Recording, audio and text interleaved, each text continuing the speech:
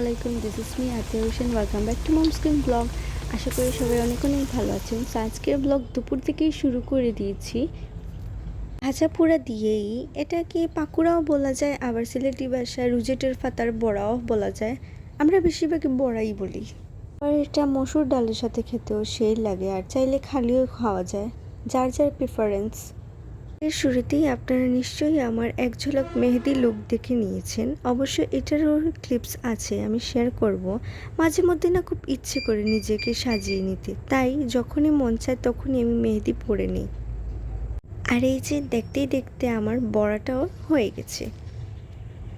এই তো সেই মেহেদির কথাই বলেছিলাম। কমেন্টে জানাবেন কেমন হয়েছে।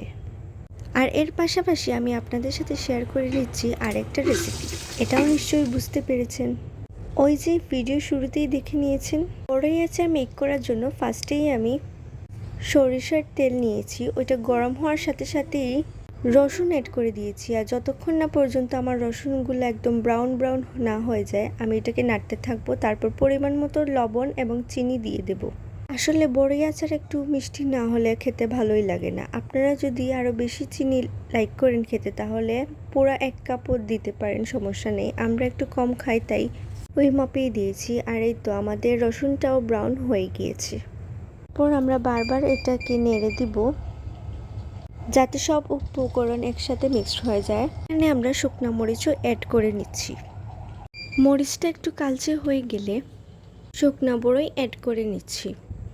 আমার কাছে না শুকনো বড়ই খালি খেতে অনেক বেশি ভালো লাগে। বড়ই জিনিসটাই তো হচ্ছে লোভনীয়। এখন লবণ মরিচ দিয়ে খান অথবা আচার করে খান, সবভাবেই ভালোই লাগে। তারপর এগেইন আমরা এটাকে নেড়ে দিব। আচ্ছা, মনে হচ্ছে আমার ডেইলি ব্লগের মধ্যে এই প্রথম রেসিপি আমি এত ডিটেলস করে দেখিয়ে দিচ্ছি। আসলে আমার বোনের পেজে অনেক ডিটেলস ভিডিও থাকে কুকিং নিয়ে, সেজন্য আমি ওইভাবে করে ডিটেলসে দিই না, যেহেতু একটাতে শেয়ার করা হচ্ছে বুশরাস কিচেন স্টুডিওতে।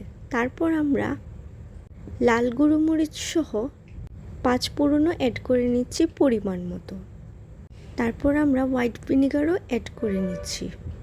আমি যেভাবে করে পরিমাণ দিচ্ছি আপনাদেরকেও যে সেম দিতে হবে এমনটা কিন্তু না, যার যার খাওয়ার রুচি আলাদা। যেমন আপনারা যদি বেশি করে ঝাল খান তাহলে অবশ্যই বেশি বেশি গুঁড়ো মরিচ দিবেন। তারপর আমি এগেইন 5 ফোড়নটা অ্যাড করে নিচ্ছি ফ্লেভারটা আর একটু স্ট্রং করার জন্য, সাথে পানিও অ্যাড করে নিলাম। আমরা একটা ঢাকনা দিয়ে ঢেকে নিব।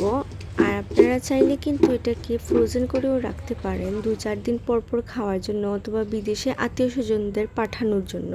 সো এই তো খুবই সহজ উপায়ে আমাদের ঘরোয়া বড়ই আচার রেডি হয়ে গেল। আশা করি আপনাদের সবার অনেক বেশি ভালো লাগবে। এখন গাড়ি চড়ে কোথায় যাবে বলো? স্কুল যাবে।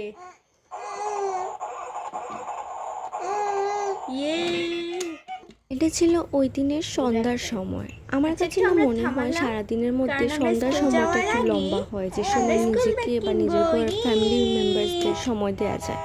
আর ওই সময়টাতে আমি আমার ভাইজিকে বলছিলাম যে এই স্যান্ড্রিলাটা তুমি, আর এর পাশেরটা হচ্ছে আমি।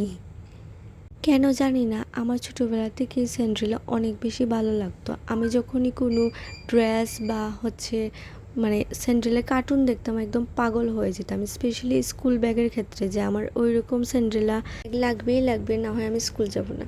যাই হোক, ওই দিন অনেক বেশি ভালো লেগেছে আলহামদুলিল্লাহ। সো আমি চা খেয়ে আপুকে সার্ভ করে দিয়েছি চা। And I hope you like this video. Do like, share and subscribe to my channel. আল্লাহ হাফিজ।